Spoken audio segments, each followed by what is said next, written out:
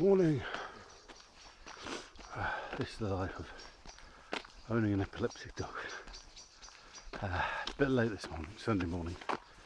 I have to take him out before his breakfast.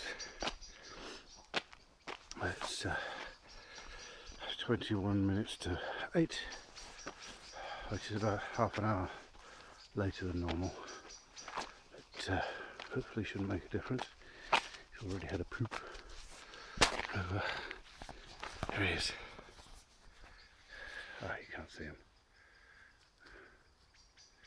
This is a really rubbish camera. Come on, Skip, let's go, let's go, let's go, let's go. Yes. There he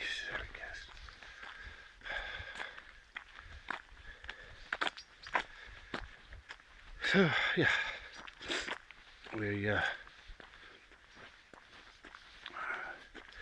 This is his shortest walk of the day. Take him out usually around about sort of 7, quarter past 7 every morning.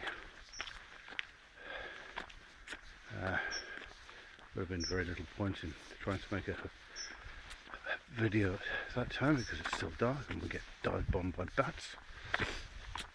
There's still one or two around actually. What you doing? Hey Skipper, what you doing? Skipper! Skipper! Leave the badger alone. He loves badgers. Probably because he's never come face to face with one. If he did, he wouldn't like badgers anymore. There he goes, off he goes. Out of sight. So yes, I've got my phone with me, obviously. That's what I'm using to make this video. And that's mainly for emergency purposes in case he has a fit, because it's very atypical for epileptic dogs to have fits while they're out actually actively doing things, but he's done it twice now while he's been out for a walk, and I have to phone Susan if he has a fit for more than 5 minutes and doesn't come out of it, and she brings out his emergency kit with lots of mind-blowing drugs in, and thermometer and cool packs and various other bits and pieces to try and keep him alive. And if he doesn't come out of it after, or rather before his body temperature gets up to 104, he has to go into emergency veterinary care, which is extremely expensive. But normally we can bring him back with some benzodiazepines and phenobarbital. But yeah, the fits aren't the worst thing. Fits are easy to deal with because basically all you have to do is make sure he can't hurt himself and stay away from the sharp end, because he's not a bitey dog. He's never bitten anyone. He never will bite anyone. If he comes across a dog he doesn't like, he'll just turn to stone. Patiently waiting at the gate for me to open it for him. Chat. Patiently waiting to get this one open. There we go. Come on. There we go. Come on, Skip, this way. No eating sheep shit this morning. Come on, there's a good boy. Where was I? Yeah, emergency kit. Yeah, once his temperature gets up to 104, that is then an absolute emergency. And if we can't bring him out within an hour, so either a temperature of 104 or he's been continuously fitting for up to an hour, even with the powerful medication. It's emergency care. And oh yes, that's what I was saying. Yes, the fits aren't the worst bit.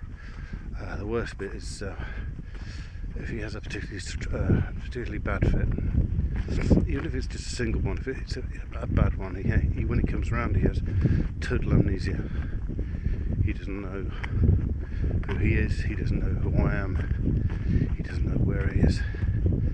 So the first thing you do when he has a fit is, hey, make sure he can't hurt himself, so you can get him away from, get his head off the tarmac road, so he can't smash his teeth on the road. And the next thing you do is clip his lead on, because when he comes around, he's very, very frightened, because he hasn't got a clue who he is or where he is. And that normally lasts about 5 minutes for a single fit, and then he's just back to his normal self. Absolutely ravenous. Skip! Come on, back on the road, come on. Come back where and see what you're doing. He loves eating sheep shit and rabbit shit. Skipper! Back on the road, come on. Come on, back on the road. Skip! Skipper! Come on, we're going home. His recall is appalling. I've got to work on that. Skip this way. Come on. Skipper. This is his only bad trait. It's his recall. Skip! Come on. Good boy. You're a good boy. He's a good boy. You're a good boy. Yes, you are. You're my best boy. Come on, let's go home. Get you some breakfast.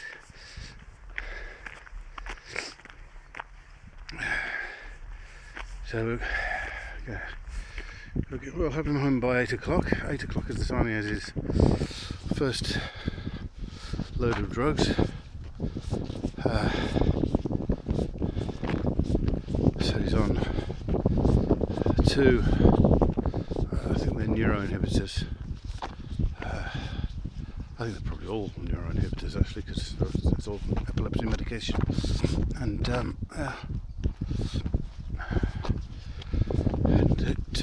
we give it to him with a bit of specialist dog pate. He eats better than I do. Of course, all pate is coarse pate when you mix your pills in with it. And then it's food time. 75 grams of fish for dogs,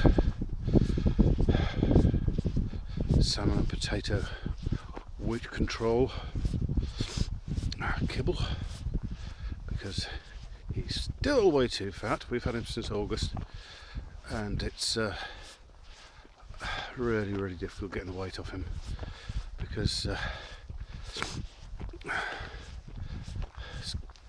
what's he doing? He can't go across a cattle grid.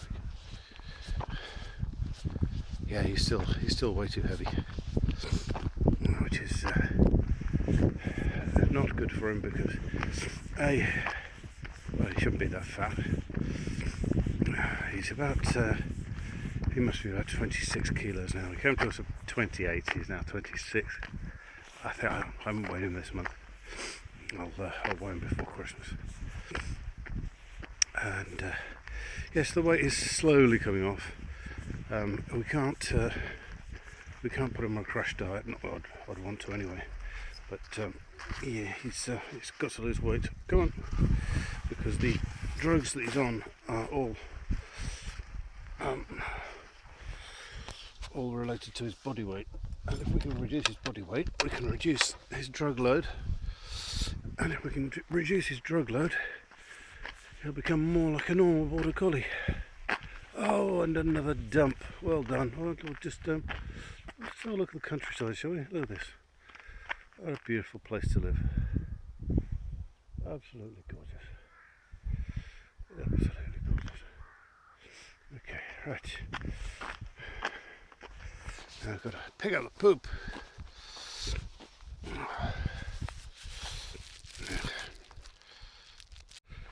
Well, that's the poop picked up. And that's the dog lost.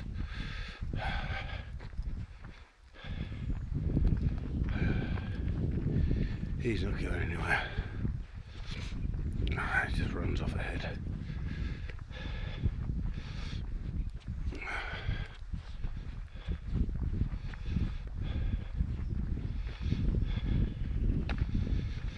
So I'd like to take this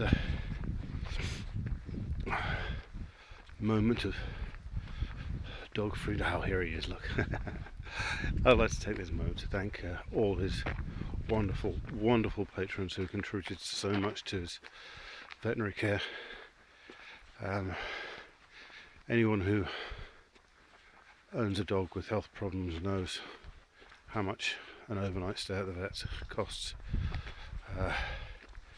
It starts at around about £500 and then just escalates from there. And so far we got him, I think, late August, and yeah, he's had to go into emergency veterinary care twice since then, plus the cost of his drugs, which is £150 a throw. That's a month, that is, although with the new vet is a bit cheaper. So he's on, what's he on? He's on phenobarbital, levetiracetam, even the vet can't pronounce that one, and Pexion, every day, 3 times a day, at regular intervals. And he needs constant 24/7 care because he goes into what's called status epilepticus, which is where he has fit after fit after fit, and doesn't come round, and nobody sees him. If that happens for an hour, he's a dead dog. So he can't be left on his own for any length of time at all. A friend of mine said to me, "Why on earth did you buy a broken dog?" You've only got to look at his face. He is the calmest, most loving, gentlest dog you will ever meet. He really is. The only bad trait he's got is his recall, because I think he's always been a lead dog. He's always, as in going for a walk on a lead, but he doesn't need to here unless there are sheep around, and even then he doesn't actually need to, because he doesn't chase. The only thing he chases is aeroplanes and helicopters. Oh, he hates helicopters. He really hates them with a passion. It's really strange. If you get a Chinook coming flying over low, that's it, he's gone. He will chase it off the property. And bearing in mind this estate is 1,700 acres, you've got to get, as soon as you hear those blades chopping through the air, you've got to get him on a lead straight away, or he is off. I think it's a fear reaction. He's not. We've kind of got him calmed down with fixed wing aeroplanes, as long as they're not too low. But helicopters, no. And I must admit, I do share his dislike of helicopters. It's a theory among fixed wing pilots, which I'm not. I was a student pilot, but it's a theory among pick up my poop. Theory among fixed wing pilots that helicopters are actually incapable of flight. They're just so ugly that the earth repels them. That's about it. Thanks for coming on this walk with Skipper. I'll see you next time.